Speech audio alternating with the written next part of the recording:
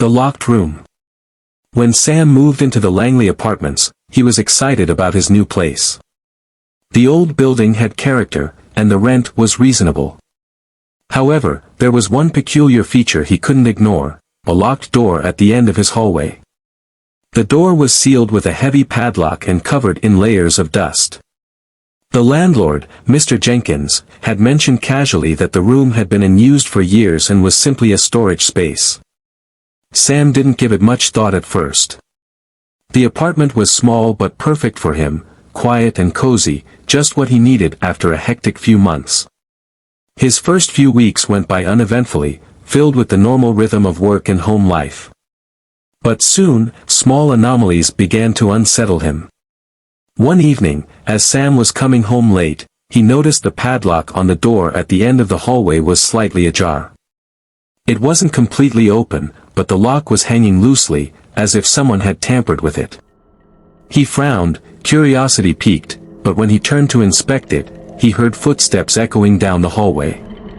He looked up to see Mr. Jenkins, who had appeared almost out of nowhere. The landlord's smile was a little too wide, his eyes betraying an underlying tension.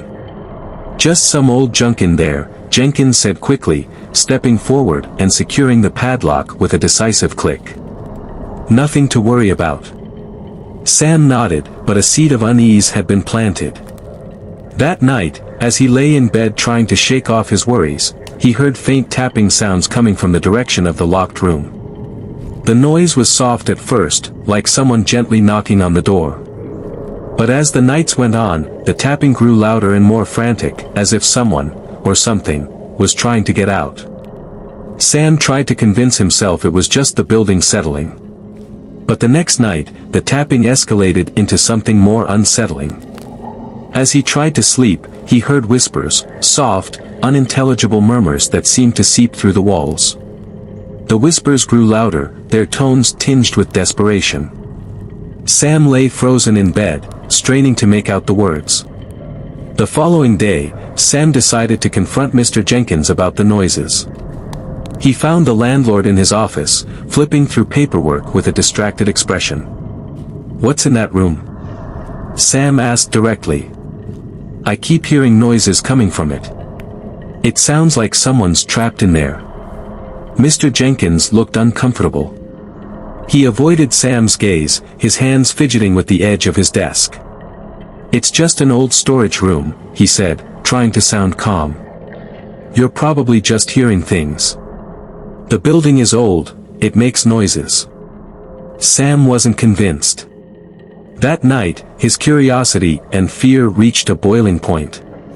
He decided to investigate the room for himself.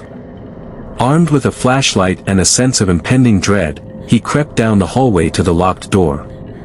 He noticed the padlock was not fully secured, it had been left loose, almost as if someone wanted him to open it.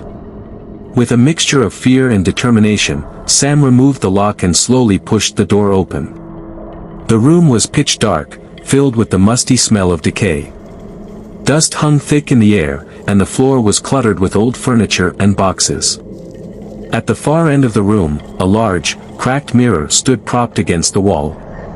The glass was foggy and uneven, but Sam felt a strange compulsion to approach it. As he drew closer, he saw movement in the reflection.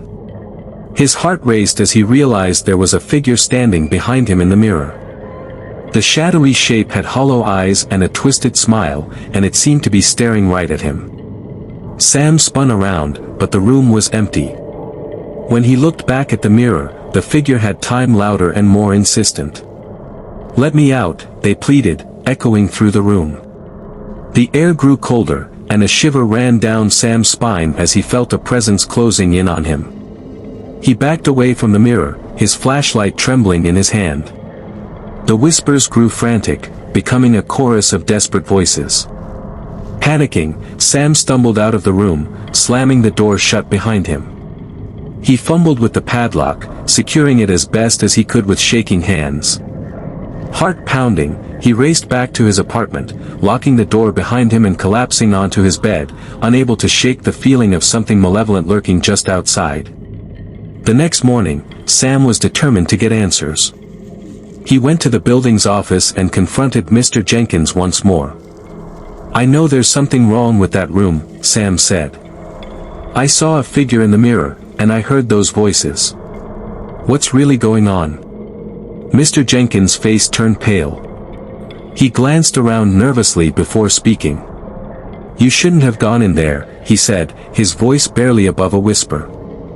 "That room, it's where we kept things that shouldn't have been kept.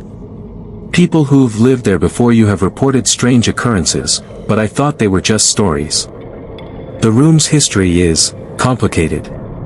Sam pressed for more information, but Jenkins remained tight-lipped. Eventually, Jenkins sighed and said, "The room was sealed off after a series of unfortunate events. Years ago, a tenant, an elderly woman, disappeared. They say she was obsessed with the mirror in that room. After she vanished, we tried to forget. The voices you heard, they're from her. She's trapped in there." Horrified, Sam decided he couldn't stay in the building any longer. He packed up his belongings and moved out that very day.